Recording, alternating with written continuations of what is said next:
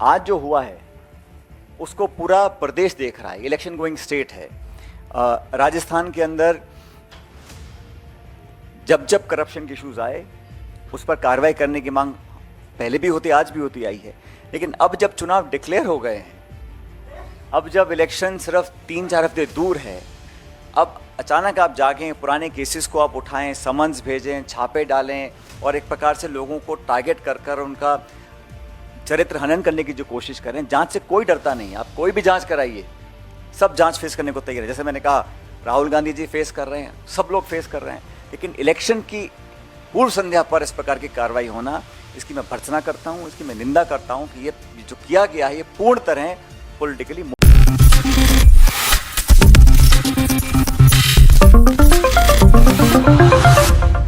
नमस्कार, next 9 news देख रहे हैं आप और मैं हूं आपके साथ प्रज्ञा सिंह। स्वागत है आप सभी का मेरे खास प्रोग्राम किसका होगा राजस्थान में। किसका होगा राजस्थान में आज हम बात करने वाले हैं सचिन पायलट की। कांग्रेस पार्टी के कद्दावर नेता सचिन पायलट, जिन्हें लेकर आज चर्चाओं का बाजार गर्म है, क्योंकि मांग की जा रही है और उम्मीद की जा रही है और दावा भी किया जा रहा है कि अगर कांग्रेस पार्टी की जीत एक बार फिर से राजस्थान में होती है तो मुख्यमंत्री पद पर इस बार सचिन पायलट की ही ताजपोशी होगी। ऐसे में सचिन पायलट, जो इस वक्त राजस्थान में सचिन पायलट 2.0 के वर्जन में देखे जा रहे हैं, ये वो सचिन पायलट हैं जो कुछ समय पहले तक बगावती तेवर दिखाते हुए नजर आ रहे थे, अपनी ही पार्टी के खिलाफ अनशन करते हुए नजर आ रहे थे, अपने ही नेताओं के खिलाफ बयानबाजी करते हुए नजर आ रहे थे। और अब वही सचिन पायलट हर मुद्दे पर कांग्रेस का समर्थन करते हुए नजर आ रहे हैं, चाहे वो पेपर लीक स्कैम से जुड़ा हुआ घोटाला हो या फिर यहां पर सीधे सीधे पूर्व मुख्यमंत्री वसुंधरा राजे सिंधिया के कार्यकाल में हुए भ्रष्टाचार के आरोप हो या फिर अशोक गहलोत द्वारा किए गए राजस्थान की जनता से वो तमाम वादे हों जिन्हें उन्होंने लगभग 4.5 साल तक पूरा ही नहीं किया। इन तमाम मुद्दों को लेकर सचिन पायलट मई 2023 में अपनी ही पार्टी के खिलाफ बगावत करते हुए नजर आ रहे थे, जन संघर्ष यात्रा निकालते हुए नजर आ रहे थे। लेकिन आज जब इन्हीं तमाम मुद्दों को लेकर भारतीय जनता पार्टी कांग्रेस को घेरती हुई नजर आ रही है, तो कांग्रेस के समर्थन में सचिन पायलट बयान देते हुए नजर आ रहे हैं। आपको जानकारी दे दें कि पेपर लीक का जो मामला, जिसमें कांग्रेस प्रदेश अध्यक्ष गोविंद सिंह डोटासरा पर ईडी अपना शिकंजा कसती हुई नजर आ रही है, सचिन पायलट मई के महीने में इसी मामले को उठाते हुए नजर आ रहे थे और अपनी ही पार्टी से मांग कर रहे थे कि इस मामले में जांच की जाए। लेकिन जब ईडी अचानक से गोविंद सिंह डोटासरा के घर पर चुनाव और वोटिंग से कुछ दिन पहले पहुंच गई, तो किस तरह से सचिन पायलट उनके समर्थन में बयान देते हुए नजर आए, सुनिए जरा। भारतीय जनता पार्टी सभी 5 राज्यों में फिलहाल पीछे चल रही है और मैं ऐसा मानता हूं कि जो आज की कार्रवाई है वो इस बात का स्पष्ट संकेत है। जहां तक मुख्यमंत्री जी के बेटे वैभव गहलोत को जो समन दिया गया है, वो भी आप जानते हैं, उन्होंने खुद कहा वैभव ने कि ये 12 साल पुराना कोई प्रकरण था और पोलिंग डेट अनाउंस होने के बाद अचानक से समन भेजा जाना, सब लोग समझते हैं कि इसके पीछे क्या सोच हो सकती है। मैं फिर रिपीट करना चाहता हूं, करप्शन के खिलाफ, गलत काम करने वालों के खिलाफ हम सब लोग हैं, लेकिन कार्रवाई करती है ईडी और जवाब दे रही है बीजेपी। एक्शन एनफोर्समेंट डायरेक्टरेट ले रहा है और बीजेपी उसकी सफाई दे रही है, स्पष्टीकरण दे रही है। यह समझ से परे है। तो एक पॉलिटिकल वेपन की तरह एजेंसीज को इस्तेमाल करना, ये लोकतंत्र के लिए बहुत ही नकारात्मक संकेत है। हम सबको प्रेरणा लेनी चाहिए, मैं समझता हूं, राहुल गांधी जी से। उनके ऊपर भी नाना प्रकार के केस थोपे गए, ईडी ने कई बार उनको बुलाया, हर बार वो पेश हुए, अपनी बात को रखा। इसलिए कांग्रेस के नेताओं कार्यकर्ताओं को डरने की कोई जरूरत नहीं है। हम लोग ये चुनाव मजबूती से लड़ेंगे और चुनाव जीतेंगे। तो ये जो कोशिश की गई है आज के दिन कि चुनाव से ठीक पहले जब मॉडल कोड ऑफ कंडक्ट लगा हुआ है तब आप इस प्रकार की कार्रवाई कर रहे हैं, तो ये बात सब लोग समझ रहे हैं कि कार्रवाई क्यों करनी पड़ रही है। अगर वो चुनाव जीत रहे होते, बहुमत की तरफ बढ़ रहे होते, तो शायद इस प्रकार की कार्रवाई होती। तो जो टाइमिंग है, जो इंटेंट है, जो ऑब्जेक्टिव है, वो संदिग्ध है, सस्पिशियस है। और ये पहली बार नहीं हो रहा है कि इलेक्शन गोइंग स्टेट के अंदर इस प्रकार की कार्रवाई की जा रही है। जो टॉप लीडर्स हैं उनको टारगेट किया जाता है, स्पेसिफिकली टारगेट किया जाता है, और जब चुनाव खत्म हो जाता है तो वो खबरें जब सुर्खियों से हट जाती हैं तो उसका कुछ अता पता रहता नहीं, उन केसेस का, उन आरोपों का, उन छापों का, उन नोटिस का, उन समन्स का। तो पॉलिटिकल टूल की तरह इसको इस्तेमाल किया जा रहा है। इस बात को जनता भी देख रही है, राजस्थान की और देश की भी।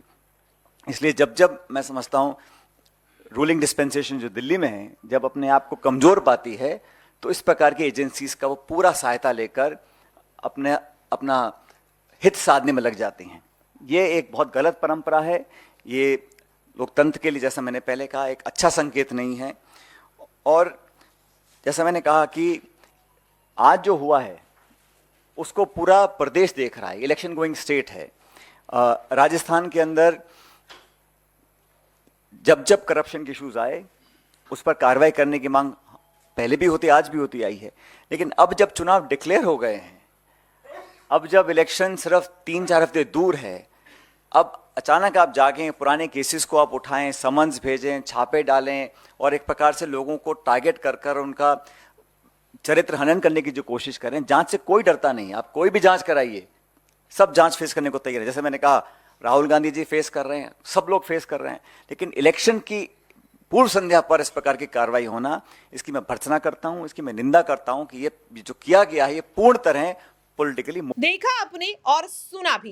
अब आपको बता दें, ये वही सचिन पायलट हैं जो अशोक गहलोत की सरकार, उनके नेताओं के खिलाफ बयान देते हुए नजर आ रहे थे। और जैसे ही तारीखों का ऐलान हुआ, वही सचिन पायलट न केवल गोविंद सिंह डोटासरा का समर्थन करते हुए नजर आए, बल्कि अशोक गहलोत का भी समर्थन करते हुए नजर आए। मुख्यमंत्री पद को लेकर जब अशोक गहलोत कहते हैं कि वो तो इस पद को छोड़ना चाहते हैं, लेकिन ये पद ही है, उन्हें छोड़ना नहीं चाहता, तो किस तरह से सचिन पायलट उनका समर्थन करते हुए नजर आए। मुख्यमंत्री पद को लेकर जब भी पायलट से सवाल पूछा गया तो वो किस तरह से इस सवाल को सिरे से दरकिनार करते हुए, नजरअंदाज करते हुए नजर आए, समझ आएगा आपको उनके इस बयान से। लोकतंत्र के महापर्व पर किस तरह से आप मतदान की अपील करेंगे? देखिए, मैं समझता हूं कि देश में लोकतंत्र बहुत मैच्योर हो गया है और मतदाता बहुत जागरूक हो गए हैं। और ये बहुत खुशी की बात है कि भारत में जब लोकतंत्र स्थापित हुआ था 17 साल पहले, तब का जो और अब तक का सफ़र जो रहा, बहुत कुछ इसमें देखा सीखा। लेकिन जो हमारी आवाम है, जो जनता है, वो इतनी समझदार हो गई है कि अब सबका भरोसा उनके विवेक के ऊपर है। और कल राजस्थान में वोट पड़ेगा। ये चुनाव बहुत महत्वपूर्ण है और बहुत इंटरेस्टिंग है, क्योंकि यहाँ पर तमाम तरह के मुद्दों को उठाने की कोशिश की गई। लेकिन कांग्रेस की जो रीति नीति है, कांग्रेस का जो विचार है और कांग्रेस की जो पार्टी का काम करने का तरीका है, उसको लोग पसंद कर रहे हैं। और तमाम कोशिशों के बावजूद भाजपा का जो चुनाव प्रचार था वो उठ नहीं पाया। उनका मामला है जमा नहीं, उनके नेताओं का जो विश्वसनीयता लोगों के प्रति है वो कायम नहीं रख पाए। इसलिए एडवांटेज हमको मिलेगा। मैं तो अपील करता हूं सभी लोगों से कि अपने मत का उपयोग करें और प्रत्येक व्यक्ति को जाके अपने मत का पोलिंग बूथ में इस्तेमाल करना चाहिए और बटन दबाकर लोकतंत्र को और मजबूत करना चाहिए। गन्ने को हाथ में लेकर मिठास के साथ अपने मजबूत इरादों की बात की है, तो कांग्रेस सरकार के देखिए, सभी चुनाव लड़ते हैं जीतने के लिए, और हम लोग इस बार लड़ रहे हैं चुनाव ताकि जो हम पिछले 25-30 साल में नहीं कर पाए। आपको याद होगा, हम सरकार बनाते हैं और फिर 50 पे सिमट जाते हैं, फिर बनाते हैं, फिर 21 पे सिमट जाते हैं। तो ये मुझे लगता है कि पार्टी के लिए भी अच्छा नहीं है और ना प्रदेश के लिए अच्छा है। इसलिए इस बार हम लोगों ने कुछ कोर्स करेक्शन किया। साल भर पहले कुछ बातों को हमने रखा, उसको पार्टी ने संज्ञान लेकर उसको सही दुरुस्त करने का काम किया। और आज हम इस मुकाम पर खड़े हैं कि हम बोल सकते हैं कि हम चुनाव जीतेंगे। ये माहौल जो बना है, ये सब लोगों के प्रयास से बना है। और मैं ऐसा महसूस करता हूँ कि जो रिस्पॉन्स है पब्लिक का, मैं अनेकों जिलों में गया हूँ, पूरे प्रदेश में कैंपेन हम लोगों ने किया है, राहुल जी ने, प्रियंका जी ने, खड़गे साहब ने, तो उसका अच्छा इम्पैक्ट पड़ेगा। और इस बार कांग्रेस पार्टी की सरकार जैसे बन रही है मध्य प्रदेश, छत्तीसगढ़ में, राजस्थान में भी इस बार यहाँ कांग्रेस को बहुमत मिलेगा। जनता के लाडले सचिन पायलट मतदान की तारीख आते आते प्रधानमंत्री और अशोक गहलोत दोनों के लाडले बन गए। देखो, लाडले तो अगर किसी को बनना है तो पब्लिक का बनना चाहिए।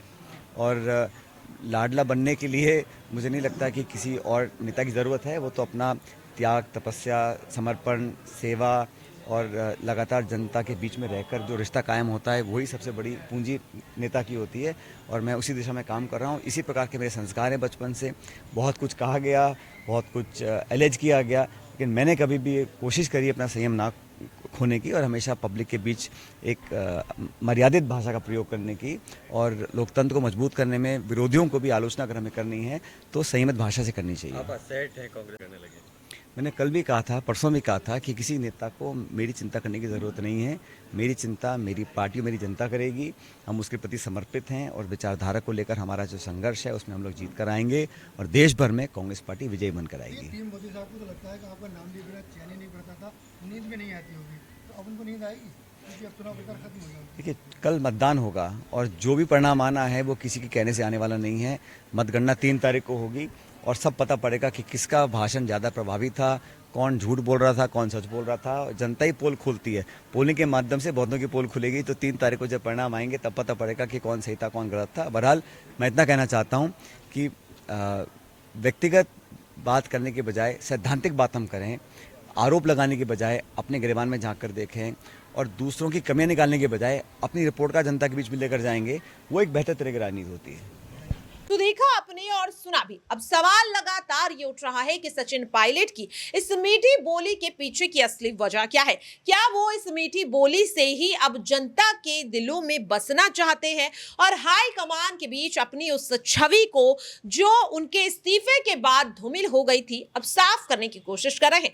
क्या ये रणनीति है सचिन पायलट की मुख्यमंत्री पद पर अपना नाम फाइनल करने के लिए? क्या लगता है आपको? आप अपनी राय कमेंट बॉक्स में शेयर कर सकते हैं और साथ ही जाते जाते आपसे यह भी सवाल रहेगा कि आपकी नजर में मुख्यमंत्री के तौर पर बेहतर नेता कौन है, अशोक गहलोत या फिर सचिन पायलट? कमेंट बॉक्स में अपनी राय शेयर करना बिल्कुल ना भूलें।